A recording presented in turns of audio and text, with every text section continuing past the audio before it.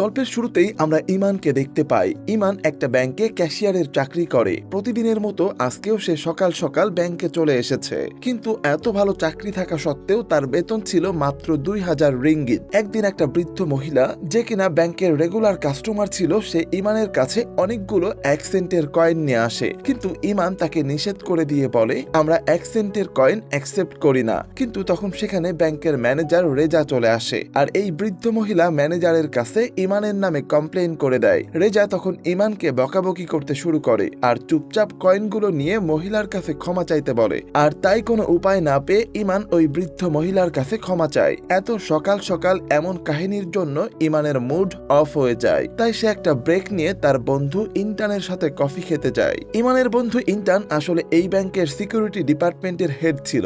ইমান আর ইন্টান ছোটবেলা থেকেই বন্ধু, কিন্তু ইমান যখন কফি নিয়ে ইন্টানের রুমের সামনে আসে, সে দেখতে পায় ইন্টানের রুমে তখন তার বস তাকে বকাবকি করছে। আসলে ইন্টানের বস তাকে বলছিল ব্যাংকের সার্ভার অনেকক্ষণ ধরে ডাউন চলছে, তাই যদি ইন্টান দ্রুত সেটা ঠিক না করে তাহলে তার জায়গায় অন্য কাউকে নিয়ে বসানো হবে। কিন্তু ইন্টান অনেকক্ষণ ধরে এই সমস্যার সলিউশন বের করার চেষ্টা করেও পারছিল না, তাই সে প্রচন্ড ফ্রাস্ট্রেট হয়ে পড়ে। ইমান তখন দূরে দাঁড়িয়ে সবকিছু দেখছিল। ইমান মনে মনে ইন্টানকে পছন্দ করে, কিন্তু তাকে সামনাসামনি বলার সাহস এখনো তার হয়নি। আর তখন ইন্টানের মনে পড়ে ইমানের কথা। আসলে ইমান স্কুল জীবন থেকেই কম্পিউটারের বিষয়ে অনেক বেশি পারদর্শী, তাই সে ইমানকে ডেকে নিয়ে এসে তার সমস্যাটা দেখায়। ইমান তখন কিছুক্ষণ চেক করে ইন্টানকে বলে, আসলে তোমার কম্পিউটারে ডিজিটাল কার্মা নামের একটা ভাইরাস ঢুকে গেছে। আসলে একটা হ্যাকার তাদের ব্যাংকের সার্ভার হ্যাক করেছিল, আর সে মেসেজ দেয় দুপুর 2:30টার আগে তাকে 30 মিলিয়ন রিঙ্গিত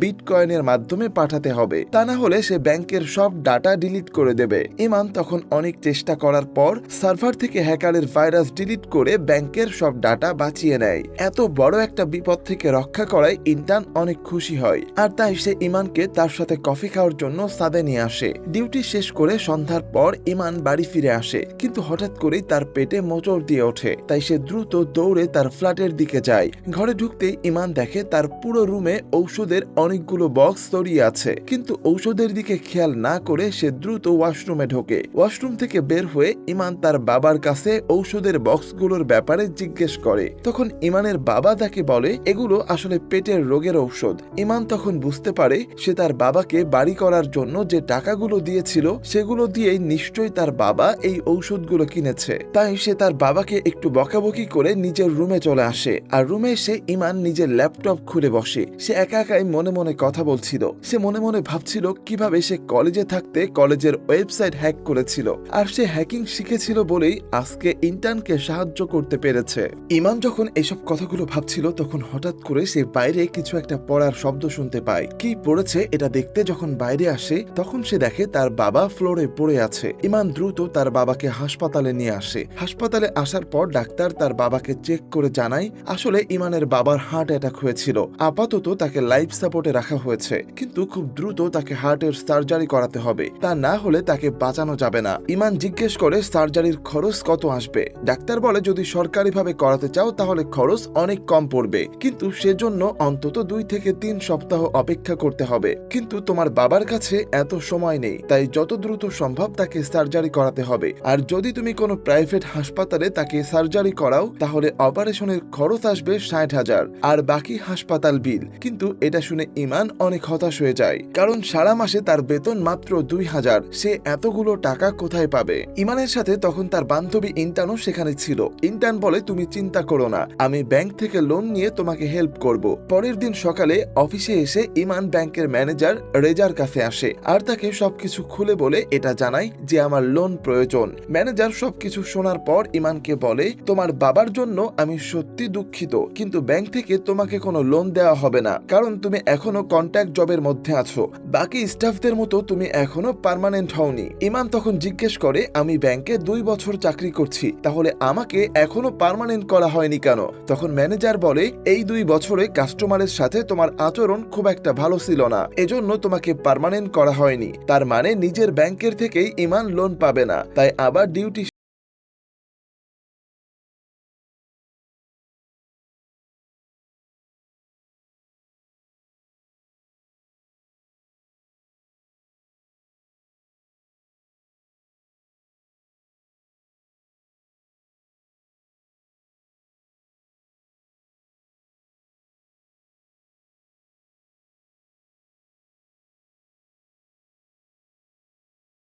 যায়। দেখা যায় এই লোক দুজন ইমানকে একটা রেড লাইট এরিয়াতে নিয়ে এসেছে, আর সেখানে এসে তারা ইমানকে একটা চেয়ারের সাথে বেঁধে ফেলে। কিছুক্ষণ পর ইমানের সামনে দেবা নামের একজন লোক আসে। দেবা আসলে একজন গ্যাংস্টার। দেবা তখন ইমানকে ভয় দেখিয়ে বলে, তোমার বাবা আমার কাছ থেকে 30,000 টাকা ধার নিয়েছে, তুমি যদি 2 দিনের মধ্যে এই টাকা পরিশোধ না করো তাহলে আমরা তোমাকে মেরে ফেলবো। ইমান বুঝতে পারে আসলে তার বাবা এই লোকের কাছ থেকে টাকা নিয়েই ওই ঔষধগুলো কিনেছিল। লোকগুলো ইমানকে ভয় দেখিয়ে সেখান থেকে ছেড়ে দেয়। পরের দিন দেখা যায় ইমান আবারও অফিসে এসেছে, কিন্তু তার মাথার মধ্যে এখন অনেক চিন্তা। ইমান ব্যাংকে ঢুকতেই অ্যাশ নামের একটা ছেলেকে দেখতে পায়। অ্যাশের সাথে তখন সেখানে আরো স্টাফরা দাঁড়িয়েছিল। অ্যাশ এসে ইমানের দিকে হাত বাড়িয়ে দেয়। তখন সেখানে ইন্টার্ন চলে আসে। ইন্টার্ন বলে, অ্যাশ আমাদের নতুন অ্যাসিস্ট্যান্ট। এরপর অ্যাশ সেখান থেকে চলে গেলে ইন্টার্ন ইমানের কাছে তার মুখের আঘাতের ব্যাপারে জানতে চায়। তখন ইমান বলে, আসলে অন্ধকারে একটা দরজার সাথে বাড়ি লেগেছিল। কিছুক্ষণ পর ইমান যখন তার কাউন্টারে বসে আছে তখন টেনশন আর আঘাতের কারণে তার শরীর খারাপ হচ্ছিল। আর হঠাৎ করে সেখানে সেই বৃদ্ধ মহিলাটা চলে আসে, যে কিনা আগের দিন ইমানের সাথে 1 পয়সা জমা দেওয়া নিয়ে ঝগড়া করেছিল।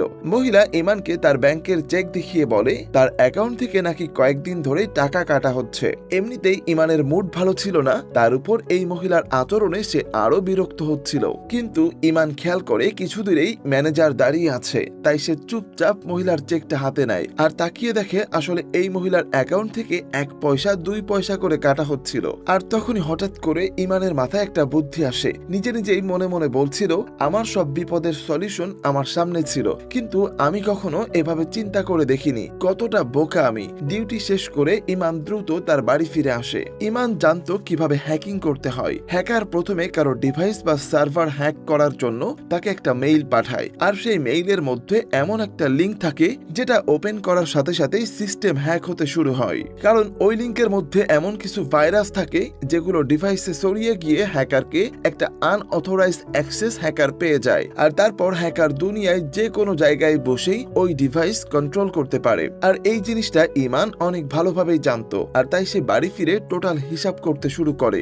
অপারেশন খরচ 60,000, তার বাবার ধার আছে 30,000, হাসপাতালের খরচ হয়তো 5,000, সব মিলিয়ে তার প্রয়োজন 95,000। ইমান জানতো তাদের ব্যাংকের টোটাল কাস্টমারের সংখ্যা 95 লাখ। তাই সে ঠিক করে যদি প্রত্যেকের অ্যাকাউন্ট থেকে 1 পয়সা করে কেটে নেওয়া হয় তাহলে তার সমস্যার সমাধান হয়ে যাবে, আর সবার অ্যাকাউন্ট থেকে 1 পয়সা কেটে নিলে তাদের কিছুই যায় আসবে না। আর তাই সব হিসাব করার পর ইমান কম্পিউটারের বসে একটা ভাইরাস বানায়, আর ভাইরাসটা সে একটা সাধারণ ফোল্ডারের মধ্যে লুকায়, আর এই ফাইলের নাম দেয় বিগ ট্যাং অ্যাকাউন্ট ওপেনিং অ্যাপ্লিকেশন ফর্ম। আর তারপর সে ব্যাংকে ফোন করে একদিনের অসুস্থতার ছুটি চেয়ে নেয়, যাতে তার উপর কারো সন্দেহ না হয়। এরপর ইমান ফেক ইমেইল জেনারেট থেকে একটা ইমেইল বানিয়ে নেয়, আর ওই মেইল থেকে ব্যাংকে একটা মেইলের মাধ্যমে ওই ভাইরাসওয়ালা ফাইলটা পাঠিয়ে দেয়, যাতে যদি ব্যাংকে কেউ ওই ফাইলে ক্লিক করে তাহলে ফাইল থেকে ওই ভাইরাস পুরো ব্যাংকের সিস্টেমে ছড়িয়ে পড়বে, আর এর মাধ্যমে ব্যাংকের রিমোট অ্যাক্সেস ইমান পেয়ে যাবে। আর সত্যি সত্যি ঠিক এমনটাই ঘটে। ম্যানেজার ব্যাংকে আসার পর ইমানের পাঠানো সেই ইমেইলটা ওপেন করে, আর সাথে সাথেই ভাইরাস পুরো ব্যাংকে ছড়িয়ে পড়ে, আর সেই সাথে বাড়িতে বসে থাকা ইমান ব্যাংকের অ্যাক্সেস পেয়ে যায়। সে ক্যামেরা থেকে শুরু করে ব্যাংকে থাকা যাবতীয় সবগুলো ডিভাইসের অ্যাক্সেস পায়। আসলে ব্যাংকে পিসি সার্ভার সিস্টেম ছিল, বাকি সব স্টাফদের কম্পিউটারগুলো ম্যানেজারের কম্পিউটারের সাথে যুক্ত ছিল। ইমানের আসল লক্ষ্য ছিল ব্যাংকে থাকা অ্যাডমিনিস্ট্রেটরের পিসি খুঁজে বের করা, কারণ একমাত্র সেটার মাধ্যমে সে ব্যাংকের সার্ভার হ্যাক করতে পারবে। ইমান জানতো ভাইরাস ছড়িয়ে পড়ার সাথে সাথেই অ্যাডমিনের পিসি স্লো হয়ে যাবে, আর তখন তারা পিসি ঠিক করতে ইন্টার্নকে ডাকবে। ইন্টার্ন এসে পিসি রিস্টার্ট দিয়ে আবার যখন পাসওয়ার্ড দেবে সেই পাসওয়ার্ডটা ইমান দেখতে পাবে, আর এই পাসওয়ার্ডের মাধ্যমে সে ব্যাংকের সার্ভারে ঢুকতে পারবে। প্রত্যেকটা ব্যাংকে একটা সার্ভার রুম থাকে। ব্যাংকের কাস্টমারের মধ্যে হওয়া প্রত্যেকটা ট্রানজেকশনের রেকর্ড এই সার্ভার রুমেই স্টোর করা হয়, আর প্রত্যেকটা ব্যাংকেই একটা কালেকশন অ্যাকাউন্ট থাকে, আর সেই অ্যাকাউন্টে প্রত্যেকটা কাস্টমারের সার্ভিস চার্জ এমনকি কার্ডের পেমেন্টগুলো এসে জমা হয়। আর ইমান সেই কালেকশন অ্যাকাউন্ট থেকে 95 লাখ কাস্টমারের কাছ থেকে সার্ভিস হিসেবে 1 পয়সা কেটে নেয়, আর যখন 95,000 টাকা জমা হয়ে যায় তখন সেই টাকাটা সে ব্যাংকের কালেকশন অ্যাকাউন্টে জমা করে। এরপর ইমান ব্যাংকের এমন একটা অ্যাকাউন্ট খুঁজতে শুরু করে যেটা অনেক দিন ধরে পড়ে আছে, কেউ ব্যবহার করছে না। আর এভাবেই খুঁজতে খুঁজতে সে গুন্ডুর এন্টারপ্রাইজ নামে একটা অ্যাকাউন্ট খুঁজে পায়। এই অ্যাকাউন্টটা 10 বছর থেকে ইনঅ্যাক্টিভ হয়ে পড়ে আছে। ইমান তখন সেই 95,000 টাকা গুন্ডুর এন্টারপ্রাইজ অ্যাকাউন্টে জমা করে, আর এখন ইমান এই এই ৯৫,০০০ টাকা দিয়ে তার সব সমস্যার সমাধান করতে পারবে। তাই সে আনন্দে লাফাতে শুরু করে, কিন্তু তখনই দরজায় কড়া নাড়া শব্দ শুনতে পায়। আসলে এরা ছিল দেবার লোক। তাদেরকে 2 দিনের মধ্যে ইমানের ৩০,০০০ টাকা ফেরত দেওয়ার কথা, কিন্তু এখনো ইমানের হাতে টাকাটা এসে পৌঁছায়নি। তাই সে ল্যাপটপটা নিয়ে জানালা দিয়ে বের হয়ে যায়। দেবার লোকেরা দরজা ভেঙে ভেতরে চলে আসে, কিন্তু রুমের ভেতরে এসে তারা ইমানকে সেখান থেকে পালিয়ে যেতে দেখে। ইমান দ্রুত নিচে এসে তার মোটরসাইকেলের কাছে আসে, কিন্তু মোটরসাইকেলে বসার পর তার মনে পড়ে গাড়ির চাবি তো সে রুমে রেখে এসেছে, আর তাই তখন গাড়ি ছেড়ে তাকে খালি পায়ে সেখান থেকে পালাতে হয়। দেবার লোকেরা তখনও ইমানের পিছু করছিল।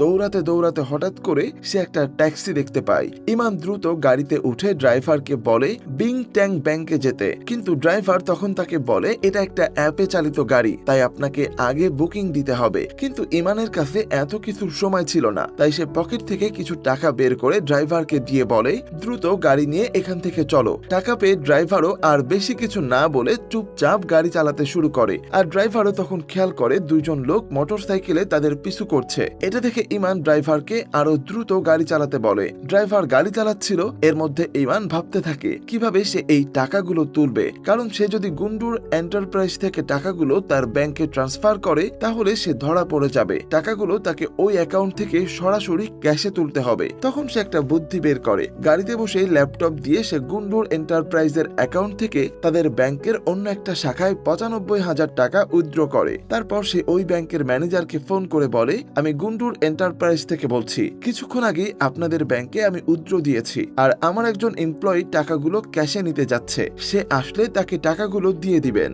ইমানের গাড়িটা এসে ব্যাংকের সামনে দাঁড়ায়, আর সে দ্রুত দৌড়ে ব্যাংকের ভেতরে ঢুকে পড়ে। সেখানে এসে ম্যানেজারকে পরিচয় দেয় সে গুন্ডু এন্টারপ্রাইজ থেকে এসেছে, কিন্তু এটা শুনে ব্যাংকের ম্যানেজার তাকে আইডি কার্ড দেখাতে বলে। ইমান তখন একটু লাজুক ভাবে বলে আমি দ্রুত আসার কারণে আইডি কার্ড সাথে আনতে পারিনি, কিন্তু আমার ফোনে আইডি কার্ডের ছবি আছে। এটা বলে সে তার ফোন বের করে একটা ছবি দেখায়। আসলে ইমান বুঝতে পেরেছিল এমন কিছু ঘটতে পারে, তাই সে গাড়িতে বসেই আগে থেকেই একটা আইডি কার্ডের ছবি বানিয়ে ফেলেছিল। এরপর ম্যানেজার তাকে টাকাগুলো দিয়ে দেয়। টাকাগুলো নিয়ে ইমান বাইরে বের হয়ে আসে। দেবার ওই লোক 2 জন তখন ট্যাক্সি ড্রাইভারের সাথে ঝগড়া করছিল। ইমান এসে এখান থেকে ৩০,০০০ টাকা বের করে তাদের হাতে দিয়ে দেয়। টাকা পেয়ে লোকগুলো সেখান থেকে চলে যায়, আর ইমান হাফ ছেড়ে বাঁচে। এরপর সে সোজা বাকি টাকাগুলো নিয়ে হাসপাতালে চলে আসে। সেখানে টাকাগুলো দিয়ে সে তার বাবার অপারেশন করায়। পরের দিন ইমান কোনো টেনশন ছাড়াই কনফিডেন্টলি ব্যাংকে চলে আসে, আর তখন সে প্রতিদিনের মতো লাঞ্চ টাইমে ইন্টার্নের জন্য হাতে কফি নিয়ে তার কেবিনের দিকে যাচ্ছিল। সেখানে বাইরে থেকে ইমান দেখতে পায় সে যাওয়ার আগেই ইন্টার্নের অ্যাসিস্ট্যান্ট অ্যাশ সেখানে ইন্টার্নের সাথে কফি খাচ্ছিল, আর এটা দেখে তার মন খারাপ হয়ে যায়। সে ইন্টার্নের সাথে দেখা না করে সেখান থেকে চলে আসে। ব্যাংকে নিজের কাজ শেষ করে ইন্টার্ন সোজা হাসপাতালে চলে আসে। ইমানের বাবার সার্জারি হয়ে গিয়েছিল, তাই সে তার বাবার পাশে দাঁড়িয়ে চিন্তা করছিল সে যেটা করেছে সেটা ঠিক হয়নি, কিন্তু তার বাবার জীবন বাঁচানোর জন্য তাকে এমনটা করতে হয়েছে। তখন দৃশ্য বদলে যায়, আর দেখতে পাই ইমানের ব্যাংকের ম্যানেজার রেজা অনেক আহত অবস্থায় মাটিতে বসে আছে, কারণ সে কারো কাছে বারবার নিজের জীবন ভিক্ষা চাচ্ছিল। কেউ একজন পেছন থেকে তার মাথায় বন্দুক তাক করে রেখেছে। রেজা অনেক কাঁদতে থাকে আর বারবার বলতে থাকে আমার ভুল হয়ে গেছে, আমি এই ভুল আর কখনোই করব না। কিন্তু লোকটা রেজাকে গুলি করে দেয়, কিন্তু যে লোকটা রেজাকে মেরেছিল তাকে দেখানো হয় না। প্রথম এপিসোড শেষ হয়ে যায়। এরপর আবারও দৃশ্য পাল্টালে আমরা দেখতে পাই ইমান ব্যাংকের সার্ভারের রুমে ঘুরে বেড়াচ্ছে, আর সে দূর থেকে অনেকগুলো কয়েন পড়ার শব্দ শুনতে পায়। শব্দগুলো কোথা থেকে আসছে সেটা দেখার জন্য ইমান যখন সার্ভার রুমের ভেতরে আসে, সে দেখতে পায় সেখানে ঠিক তারই মতো একজন বসে আছে, অর্থাৎ এটা ছিল আরেকটা ইমান। সে ফ্লোরে পড়ে থাকা কয়েনগুলো নিয়ে মুখে ঢুকাচ্ছে, আর অন্য ইমান তাকে বলে তুমি ব্যাংক থেকে প্রয়োজনের বেশি টাকা চুরি করে ফেলেছ।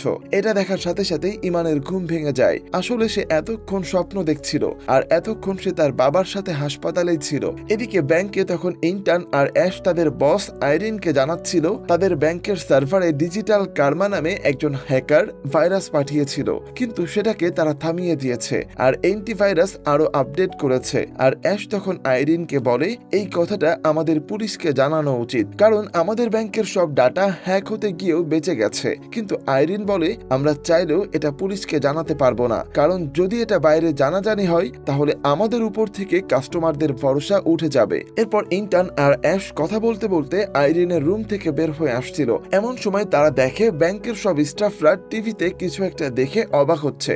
আসলে তারা সবাই টিভিতে ম্যানেজার ম্যানেজার রেজার মৃত্যুর সংবাদ দেখছিল। টিভিতে দেখানো হচ্ছিল গতরাতে ম্যানেজারকে কেউ একজন গুলি করে হত্যা করেছে। ইমানও তখন বাকি সবার সাথে সেখানে দাঁড়িয়ে নিউজ দেখছিল। আর তখন হঠাৎ করেই তার গতরাতের স্বপ্নের কথা মনে পড়ে যায়। কিছুক্ষণ পর সেখানে ভেন নামের একজন স্পেশাল ফোর্সের অফিসার, তারা আরো দুজন সাথীকে নিয়ে হাজির হয়। ভেন এর আগে পুলিশে ছিল, কিন্তু বর্তমানে সে স্পেশাল ফোর্সের আন্ডারে গুরুত্বপূর্ণ কেসগুলো হ্যান্ডেল করে। ভেন ব্যাংকে থাকা সবাইকে জানায় এখন থেকে সে ম্যানেজার রেজার হত্যার কেস হ্যান্ডেল করবে, আর ইনভেস্টিগেশন শেষ হওয়ার আগ পর্যন্ত কেউ বাড়িতে যেতে পারবে না। এটা শুনে ইমান মনে মনে ভয় পেতে শুরু করে, কারণ কিছুদিন আগেই সে ব্যাংকে একটা বড় ঘটনা করেছে। আর যদি ইনভেস্টিগেশন চলাকালীন তার এই কাজের কথা ফাঁস হয়ে যায়, তাহলে রেজার হত্যার দোষও তার ঘাড়ে এসেই পড়বে। কিন্তু আসলে তো রেজার হত্যার সাথে ইমানের কোনো সম্পর্ক নেই। কিন্তু পুলিশ যদি ইমানের পিসি চেক করে, তাহলে সেখানে তারা সেই মেইলটা পেয়ে যাবে যেটা দিয়ে ইমান রেজাকে ভাইরাস পাঠিয়েছিল। আর তাই বাঁচতে হলে তাকে ওই মেইলটা ডিলিট করতে হবে। কিন্তু তার ল্যাপটপ তো বাসায়, আর এই ইনভেস্টিগেশন শেষ হওয়া পর্যন্ত সে বাইরেও যেতে পারবে না। কিন্তু ইমান জানে যদি সে কোনোভাবে সার্ভার রুমে ঢুকতে পারে, তাহলে সেই মেইল আর ভাইরাস দুটোই ডিলিট করতে পারবে। তাদের ব্যাংকের সার্ভার রুম 4th তলায় ছিল, কিন্তু সেখানে যে কোনো স্টাফ ইচ্ছা করলেই যেতে পারতো না। সার্ভার রুমে যাওয়ার অ্যাক্সেস সিকিউরিটি ডিপার্টমেন্টের মাত্র কয়েকজন মানুষের কাছেই ছিল। এমনকি তাদের জন্য আলাদা লিফটের ব্যবস্থা ছিল। সেখানে ফিঙ্গারপ্রিন্ট ছাড়া লিফট কাজও করে না। তার মানে সাধারণ এমপ্লয়ি হয়ে ইমানের সার্ভার রুমে পৌঁছানো প্রায় অসম্ভব। আর এই সমস্ত চিন্তা তাকে আবারও অসুস্থ করে ফেলছিল। ইমান সাথে সাথে ওয়াশরুমে চলে আসে, আর তখনই সেখানে সাইবার সিকিউরিটির একজন এমপ্লয়ি আসে যার নাম শ্যাম। শ্যামের আসলে ওই দিন পেট খারাপ হয়েছিল, তাই সে দ্রুত বেসিনের উপরে ফোনের ব্যাগটা রেখে ওয়াশরুমে ঢুকে পড়ে। ইমান যখন বের হয়ে এসে হাত মুখ ধুচ্ছিল, তখন শ্যামের ফোনে বারবার ফোন আসছিল, তাই ইমানের মনোযোগ তার ফোনের উপরে পড়ে। ইমান ফোনটা হাতে নিয়ে দেখতে পায় ফোনের উপরে শ্যামের হাতের আঙ্গুলের ছাপ রয়েছে। আর এটা দেখেই ইমানের মাথায় আবার একটা বুদ্ধি চলে আসে। শ্যাম যেহেতু সাইবার সিকিউরিটি টিমে কাজ করে, তাই সার্ভার রুমে যাওয়ার অ্যাক্সেস তার কাছে রয়েছে।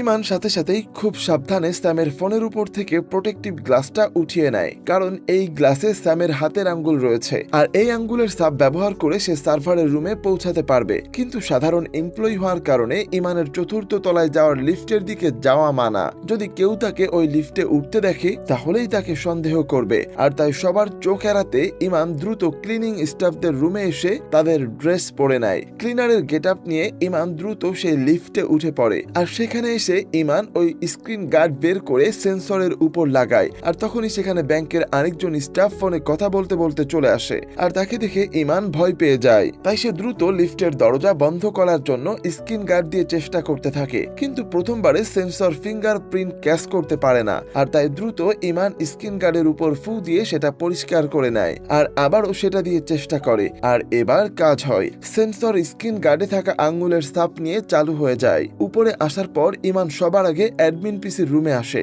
কারণ সার্ভারের রুমে যেতে হলে তাকে সবার আগে অ্যাক্সেস কার্ড প্রিন্ট করতে হবে। আর অ্যাডমিন পিসির কাছে এসে ইমান সবার আগে ব্যাংকের সিসিটিভির ফুটেজ ডিলিট করে, কারণ সেখানে ইমানের লিফট ব্যবহার করে ওই রুম আসা পর্যন্ত আসার ভিডিওগুলো ছিল। তারপর সে ব্যাংকের সমস্ত সিসিটিভি 15 মিনিটের জন্য বন্ধ করে দেয়। আর তাকে সার্ভার রুমে গিয়ে সব কাজ সেরে আবারও 15 মিনিটের ভেতরে তার কাউন্টারে ফেরত যেতে হবে। তাই সে তার হাতে থাকা ঘড়িতে স্টপ ওয়াচ দিয়ে দেয়। এরপর ইমান দ্রুত অ্যাডমিন পিসি থেকে সেই সব এমপ্লয়িদের লিস্ট বের করে যারা সার্ভার রুমে ঢুকতে পারত। সেখানে সে ইন্টার্নের অ্যাসিস্ট্যান্ট অ্যাশের নাম দেখতে পায়। তাই ইমান দ্রুত অ্যাশের নামের একটা কার্ড প্রিন্ট করে, যেন কোনো কিছু সমস্যা হলে অ্যাশ ফেসে যায়। অন্যদিকে তখন ব্যাংকের cyber security head Irene, officer ভেন আর তার সাথীদের সাথে কথা বলছিল। আর তখন সেখানে অ্যাশ আর ইন্টানও আসে। অ্যাশ সেখানে এসে জিজ্ঞেস করে রেজার কম্পিউটার আইরিনের রুমে কিভাবে আসলো। পুলিশ আসার আগ পর্যন্ত তাদের অপেক্ষা করা উচিত ছিল, কিন্তু আইরিন তখন বলে আমি নিজে পার্সোনালি রেজার কম্পিউটার চেক করতে চাচ্ছিলাম। আসলে আইরিন চাচ্ছিল না রেজার কম্পিউটারে পুলিশ এমন কিছু খুঁজে পাক যেটা তাদের কাস্টমারের উপর প্রভাব ফেলে। কিন্তু অ্যাশ বারবার চাচ্ছিল রেজার কম্পিউটার পুলিশ চেক করুক। পাশে দাঁড়ানো ইন্টার্ন ও অ্যাশের এমন ব্যবহারে বিরক্ত হচ্ছিল। তখন দেখা যায় হঠাৎ করে ভেন ফোনে কারো সাথে কথা বলে। তারপর সে ইন্টার্ন আর অ্যাশকে তার সাথে যেতে বলে। এদিকে ইমান তখন ওই অ্যাক্সেস কার্ড প্রিন্ট করার পর দ্রুত সার্ভার রুমের দিকে যাচ্ছিল। ইমান যখনই সার্ভার রুমের দিকে যাওয়ার লিস্টের সামনে আসে, তখন হঠাৎ করে খেয়াল করে লিফট আগে থেকেই নিচে থেকে উপরে আসছে। তার মানে লিফটে কেউ একজন আছে। আর লিফটের দরজা খুলতেই সাইবার সিকিউরিটি টিমের একটা মেয়ে মেয়ে সেখান থেকে বের হয়ে আসে, কিন্তু ততক্ষণে ইমান পাশে থাকা একটা রুমে লুকিয়ে পড়েছিল।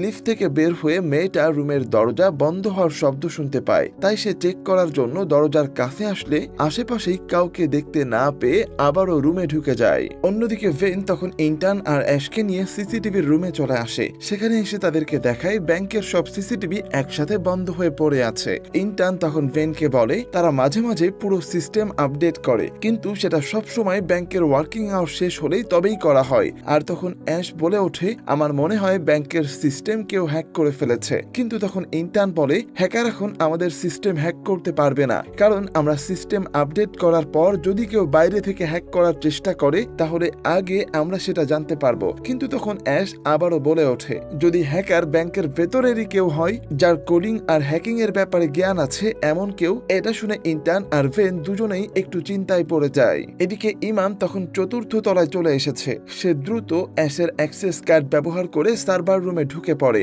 আর সার্ভার রুমে ঢোকার পর ইমান দেখতে পায় ভেতরে বিশাল বিশাল সার্ভার মেশিন ছিল, আর তাই এখন তাকে খুঁজতে হবে তার পাঠানো ভাইরাস কোন মেশিনে ইনক্রিপ্ট হয়েছে। কিন্তু তার কাছে এখন সময় আছে আর মাত্র 9 মিনিট, তাই সে এক এক করে সবগুলো মেশিন চেক করতে থাকে। আর তখন সে একটা মেশিনে তার ভাইরাসগুলো খুঁজে পায় আর সে ভাইরাস ডিলিট করতে শুরু করে। আর তখন ইন্টার্নের মোবাইলে একটা নোটিফিকেশন আসে, কেউ একজন উপরে থাকা সার্ভার রুমের ফায়ারওয়াল আপডেট করছে। আর তখন তারা দ্রুত অ্যাডমিন পিসির রুমে চলে আসে। সেখানে আসার পর তারা বুঝতে পারে কেউ একজন প্রিন্টার ইউজ করেছে। আর তখন ভেনের মোবাইলে মেসেজ আসে, অ্যাশ কিছুক্ষণ আগে সার্ভার রুমে এন্ট্রি করেছে। কিন্তু অ্যাশ তো তার সামনেই দাঁড়িয়ে আছে। এটা দেখে ভ্যান অ্যাশের কাছে থাকা তার আইডি কার্ড দেখতে চায়। অ্যাশ তার আইডি কার্ড দেখালে ভ্যানের মনে হয় এই সব কিছু হয়তো অ্যাশই করেছে, তাই সে তার লোকেদেরকে অ্যাশকে অ্যারেস্ট করতে বলে। কিন্তু তখনই ইন্টার্ন তাদেরকে থামিয়ে দিয়ে বলে, সকাল থেকে অ্যাশ আমাদের সাথেই ছিল, সে কোথাও যায়নি। আর তখন ভ্যান অ্যাডমিন রুমে থাকা সবাইকে এই রুম থেকে বের হতে নিষেধ করে। আর এবার ভ্যান চলে আসে নিজেই সার্ভার রুম চেক করতে। আর তখন ইন্টার্ন সিস্টেম চেক করতে গিয়ে দেখে কেউ একজন অ্যাডমিন পিসি ইউজ করে অ্যাশের অ্যাক্সেস কার্ড প্রিন্ট করেছে। ইন্টার্ন তখন বলে, নিশ্চয়ই কেউ আমাকে সহ আমার টিমকে ফাঁসানোর জন্য এই কাজগুলো করছে। এদিকে তখন ইমান সার্ভার রুমে তার পাঠানো ভাইরাস খুঁজে পায়। সে ডিলিট করতে যাবে, তখনই দরজা দিয়ে ভ্যান ঢুকে পড়ে। প্রিয় দর্শক, আজকের মতো এই পর্যন্তই। আসলে এটা একটা সিরিজ, আর তাই যদি আপনাদের এই গল্পটা ভালো লেগে থাকে তাহলে আমাদেরকে কমেন্ট করে জানাবেন, আর বাকি এপিসোডগুলো এক্সপ্লেন করে জানাবো আসলে শেষ পর্যন্ত ইমানের কি হয়েছিল। দেওয়ানগঞ্জ থেকে আমাদের গত ভিডিওতে কমেন্ট করেছেন আকাশ।